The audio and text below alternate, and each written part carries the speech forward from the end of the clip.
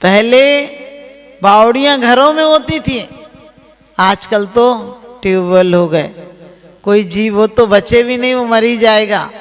लेकिन जब उसको पता चला तो गया, और आपको पता है कितनी विशुद्ध भावों से गया होगा कि छोटे मोटे व्यंतर भवनवासी में पैदा नहीं हुआ। सौधर्म इंद्र, सौधर्म स्वर्ग में महारिद्धिधारी देव हो गया, क्योंकि भगवान की पूजा असफल नहीं जाती है।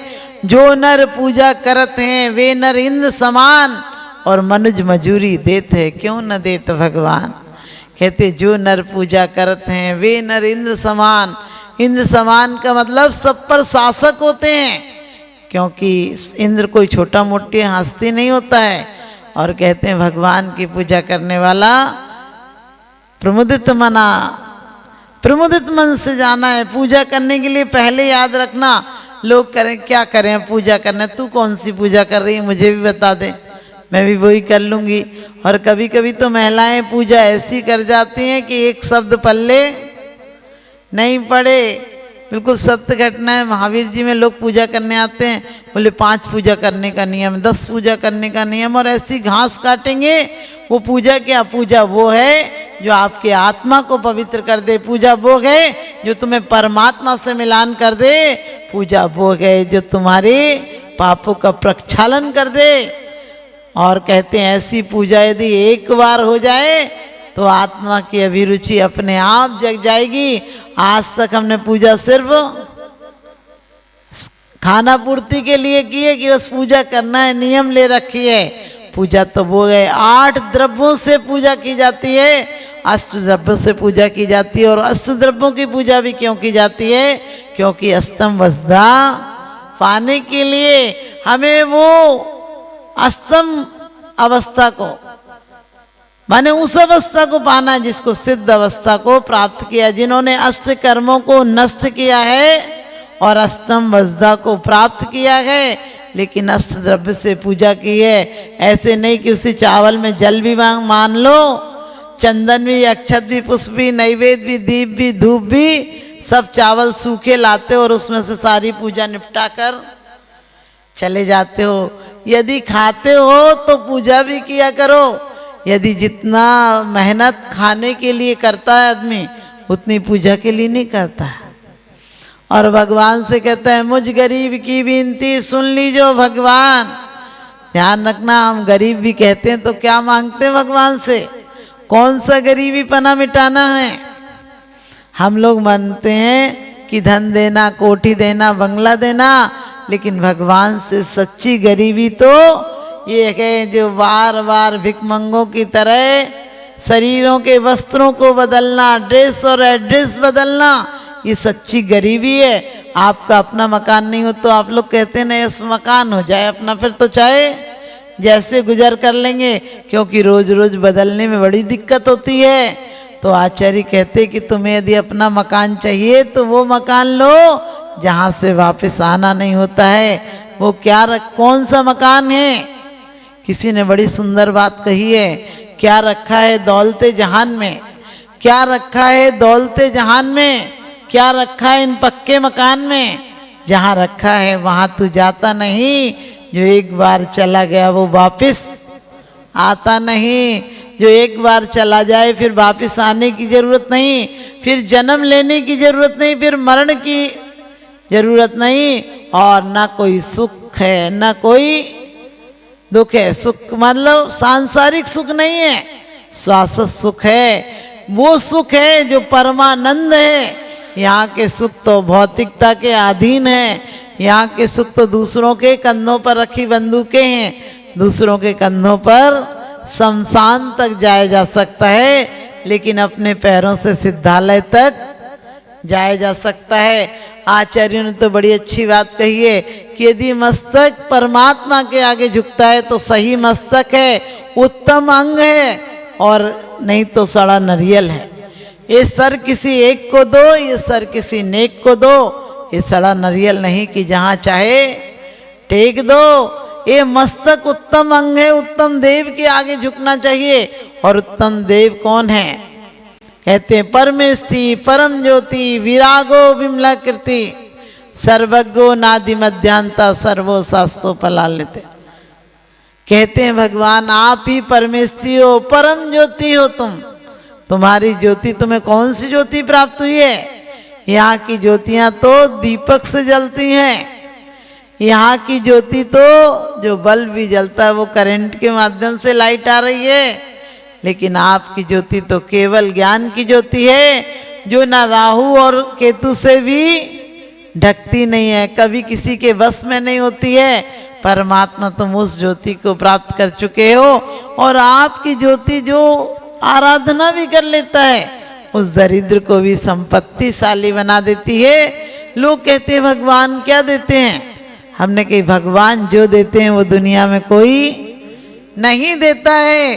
क्यों नहीं देता है? भगवान के पास 9 लब्धियां हैं। आपको पता है छायक दान नाम की भी एक लब्धि है। वो जो दे सकते हैं, अपना पद दे सकते हैं, अपनी जैसी विभूति संपत्तिशाली बना सकते हैं। हम भक्तांबर में पढ़ते भी हैं कि उस संपत्तिशाली से क्या फायदा जो अपने नौकर को नौकर ही रहने दे। सच्चा सेठ तो वो है जो अपने नौकर को भी सेठ बना दे, और भगवान आपके भक्ति करने वाले को आप भक्त नहीं रहने देते हो, आप भगवान बना देते हो। क्योंकि शुरुआत है, पहली सीढ़ी भक्ति है। भक्ति में शक्ति इतनी होती है कि एक दिन शिव सुख भी प्राप्त कर लेते हैं। हमें वो शिव सुख प्राप्त करना है। हमने सांसारिक सुख तो बहुत प्राप्त किए हैं। आओ बताएं तुमको ये राज जिंदगी का, और भक्ति बिना न मिलता ये साज जिंदगी का। अब भी संभलना है तो संभल जाओ बंधु, हर श्वास में सजा लो तुम राज जिंदगी का, और भक्ति बिना न मिलता ये साज जिंदगी का। पश्चिम के देशों में सुविधाएं तो बहुत हैं, लेकिन अध्यात्म नहीं है, देव पूजा नहीं है, गुरुओं की उपासना नहीं, स्वाध्याय नहीं, संयम नहीं, ध्यान नहीं और तप नहीं। इसलिए उनका जीवन विक्षिप्त है। हमें विक्षिप्त नहीं, हमें विचित्र प्राप्त करना है। हमें अपनी आत्मा को इतना उज्जवल बनाना है कि परमात्मा का दर्शन होने लगे। आप कहो कि परमात्मा का दर्शन कैसे होगा? जब अपनी आत्मा से कसायों का अंधकार मिटेगा तो परमात्मा ही दिखेगा। क्योंकि आज तो हमें बाहर के इतनी रोशनी है, बाहर का इतना प्रभाव है, भौतिकता का इतना प्रभाव है कि अध्यात्म तो हमें नीरस नजर आता है। हालांकि मार्ग 2 हैं, एक भक्ति का मार्ग और एक अध्यात्म का मार्ग। भक्ति का मार्ग वो है जिसमें परमात्मा के भरोसे सब कुछ छोड़ दिया जाता है। वो है सोमा सती, मैना सती, चंदन वाला, द्रौपदी ने क्या किया? परमात्मा तुम ही हो। हरि द्रौपदी धात की खंड माही, तुम ही हो सहाई भला और नहीं। सही अंजना चंदना दुख जेते, गए भाग सारे जरा नाम लेते। क्या परमात्मा पर छोड़ दो, हारे को हरि नाम। जब तक तुम अपने आप से लड़ते रहोगे किसी से, तब तक तुम्हारे काम सफल होने वाले नहीं। यदि सुख मिले तो तुम्हारा आशीर्वाद, और यदि दुख मिले तो हमारे कर्मों का क्या उदय है। हमने पाप किया होगा, हमने कौन सा पाप किया होगा? कभी देवादिदेव की पूजा की अवहेलना की होगी। मैंने किसी को पूजा से हटाकर पाप प्रवृत्ति में प्रेरणा दी होगी, उसका परिणाम है। पूजा में व्यवधान डालने का भी कम परिणाम नहीं होता है। अंजना को किसका परिणाम मिला था? 22 घड़ी प्रतिमा को छुपाई तो दिया था, उसका भोगने में कितने लगे? 22 साल लगे। और प्रतिमा छुपाई थी तो सिर्फ प्रतिमा नहीं छुपाई गई, वहां भोगों में अंतराय बना। क्योंकि कहते हैं भगवान की पूजा करने वाले को 3 लोक की पूज्यता प्राप्त होती है, 3 लोक के द्वारा वंदनीय हो जाता है। भगवान का वंदन करने वाला, अभी तुम इनका वंदन करो, एक दिन तुम भी अभिनंदन के योग हो जाओगे। इनका वंदन करते करते खुद का वंदन हो जाता है। इनका अभिनंदन, इनको देख देख कर ये ख्याल आता है कि मेरा मन मेरा तन भी तो ऐसे ही आकार वाला है। वो दिन कब होगा? जब सब देखी करके आंखें जग से तो मुड़ चुकी हैं, पाने की दृष्टि तेरी तुझसे ही जुड़ चुकी है। आवाज कान को भी नहीं और की सुहाती,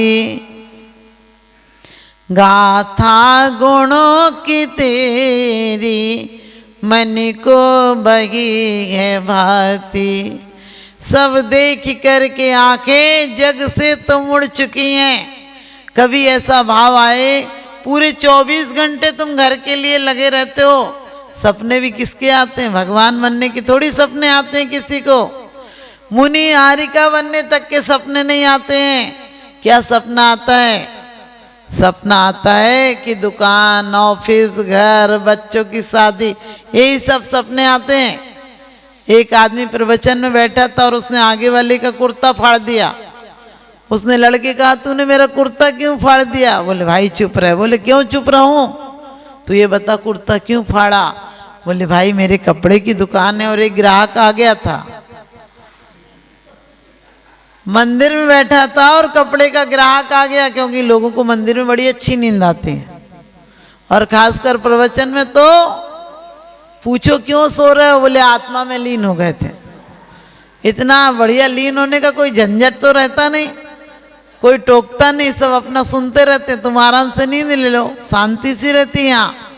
तो कहने लगा मेरी नींद लग गई थी और कपड़े की दुकान, उसने कहा तेरे कपड़े की दुकान में मेरा कुर्ता क्यों फाड़ा? बोले भाई एक ग्राहक आ गया था और मैं बोल रहा था 60 रुपया, वो बोल रहा था 50 रुपया। 55 में सौदा पक्का हुआ और थान से कपड़ा फाड़ दिया। अब थान तो था नहीं, तेरा कुर्ता आगे लगा, उसी को फाड़ दिया। अब नींद में तो गलती हो जाती है, मैं तुझे 4 कुर्ते बनवा दूंगा, ध्यान रखना। उसने कहा भाई कुर्ता तो बाद में बनवा देगा, तू मंदिर में आकर ऐसी नींद क्यों लेता है? तू ऐसे सपने क्यों देखता है? आप भी सच बताना, आपके सपने क्या देखते हैं? आपके सपने में भी आप क्या देखते हो? हम 2 तरह के सपने देखते हैं, एक आंख खुले के सपने और एक आंख बंद करने के सपने हैं। आंख खुली तो सपना गया और आंख मुंदी तो अपना गया। अगले 2 दिन का मेहमान था, बाद में दफना गया। हम आंख खुली में भी सपने ही देखते हैं। अभी बच्चे हैं, बड़े हो जाएंगे तो सुख मिलेगा, बड़े हो जाएंगे तो शादी हो जाएगी तब सुख मिलेगा। अरे शादी के बाद किसको सुख मिला है?